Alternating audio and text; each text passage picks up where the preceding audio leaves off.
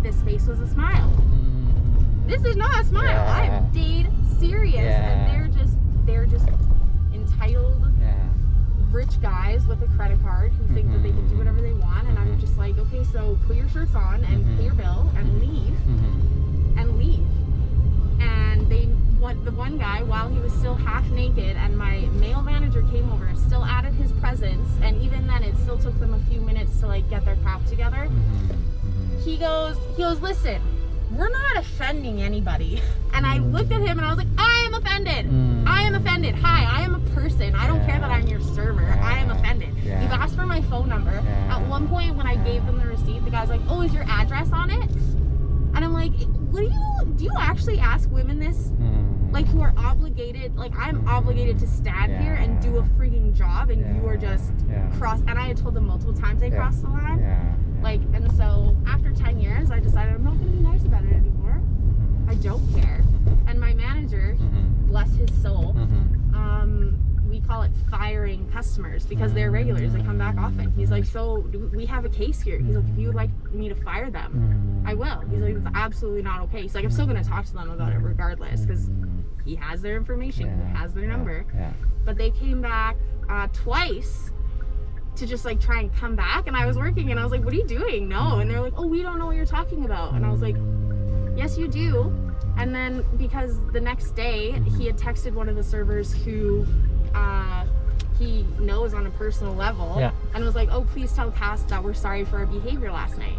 So you know exactly what you did, and you're trying to brush it off. And so I told my boss, I was like, if they want to come back in here, because whatever, I'm just here to do a job, and we can make it so that I never have to serve them again. I was like, but if they want to come back here, they're gonna have to take full accountability and not come up with excuses. Because the one guy was like, hey, so I know you had a problem with my friend Jim because he asked for your number and your address, and like, that's not okay. And I was like, I also had a problem with you because you had your shirt off telling me you were not being offensive, and I was standing there telling you that you don't get to decide what is what offends me or what doesn't. And he's all, oh, no, my friend didn't have a shirt, so I was taking mine off to give to him. And I was like, no, all of you had clothing on when you came in. Otherwise, that wouldn't have even been a scenario, because one of you wouldn't have been allowed in the bar. And he's like, no, you're refusing to listen to reason. We're done here. And he walks out the door, and my other manager was standing there, and I was just like, it's just not a time for excuses. You messed up. Take accountability. And if your fragile ego can't handle it, then you don't get to come back here, because this is my place where I feel safe.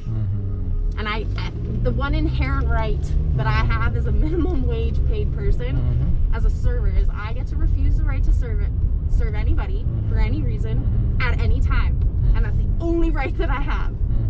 And that's when I get to exercise with them now. So I'm like, I always shut them down. You obviously have a really strong sense of who you are and what you're going to put up with or not, especially because of time and experience.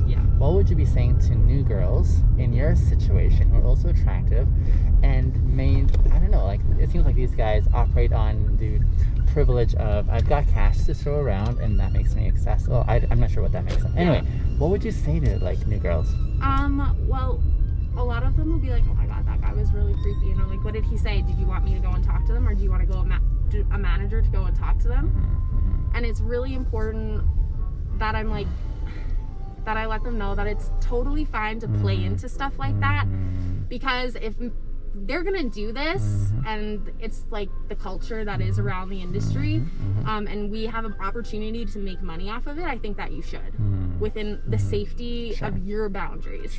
I don't put up with any of it anymore, but I played a guy for his money on a tip, on a whatever, and oh, let me put a drink on my bill for you. Okay, let me add a bottle of wine for you. Like, just stupid little things like that. But I make sure that they know that once that, like, you're still allowed to have boundaries, and you don't owe them anything. If they cross the line of putting you in that position because you are under obligation to stand here and serve them, and like, I've had guys that go on for minutes before they've even let me take an order, because like, oh, you're beautiful. And now with these masks too, the really inappropriate thing is they're like, can I see your face? And like, show me your nose. I bet you have a pretty nose. And I'm like, what fetishes do you like? No, this is actually a part of my uniform now. You asking me to pull this off without my consent is just as much as asking me to see my boobs. Yeah. Tell me the difference. Sure enough. Yeah.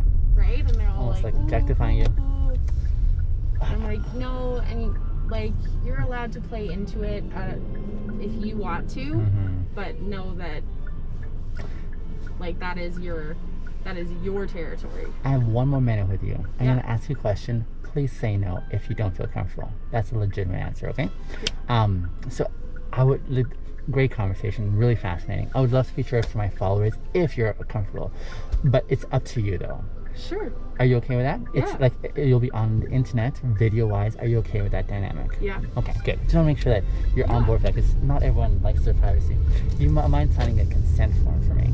Sure. Awesome. I'll give you my card so you can see what I do online or whatever. Okay. But this is just the form that I'll have you consider. Yeah. I'm like, this is so juicy and so, like, I would love for others to hear, like, this kind of... Interesting.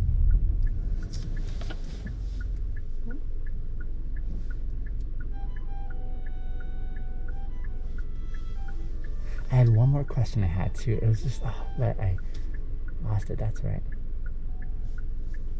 Right, I remember the question. Do you think money changes people? Yes. Okay. Because it's one of those things I've often wondered, you know, because I'm not in that echelon of economic success, but I've often wondered, you know, if I ever get to such a place, what kind of things do I need to keep on the radar by way of, how do I still remain me and the values that I presently have and commitments that I'm committed to? How do I not change? Have you ever thought about that? Yes. Okay. I'd love to hear your thoughts. All the time. Actually, my mom and her sisters came from like a very poor lifestyle, and then my aunt ended up marrying a rich white guy. Okay. And benefits from that now. And this last pandemic, because she has her own business, it's obviously suffered a little bit. Yeah. And my mom has mentioned, she's like, I've never, like, money has never really been a thing for us. Like, material things have never been our thing. We've learned not to rely on that. And she's like, I've never seen my sister act this way, because it's like all she has now is her money. When we were little, she would promise us trips to Disneyland, and she would buy us things, and it'd be like, when she was little, she was my favorite aunt, and I didn't realize that it was because she bought me. And now that I'm older and I see what she has, like her values and stuff like that, and I've like called her out on some certain things, especially regarding the last like social climate of the last year. You can just, I'm just like, oh, it's because of money that you're like this, because you came from nothing. So it just like, it's weird to see how it did change, because her other sisters don't have that privilege, and they're not like that. So I'm just like, oof. I'm not versed on my postal code. I apologize. That's okay, dear. That's all right. Thank you, by the way, for sharing. I really, really enjoyed the visit. Yeah, no problem. It was a great conversation. Clearly had some things to get out. I was drinking it up, and that's why I'm very careful who I ask, and I don't ask when the conversation gets personal. Right. I was like, there's a lot here that's being said that I think would still benefit. A lot of my followers are young guys, unexpected though, but 12 to 25-year-old guys, and I'm encouraged that they follow my content because of things that I stand for. In fact, I was thinking about this while we were talking earlier. I'll give you my card here so you can see what I do. When I was when you're talking about how it's noteworthy when you meet someone good, I'm like, that's unfortunate that it's noteworthy. Yeah. And so like my catchphrase I have is, let's make kindness ordinary again. Right.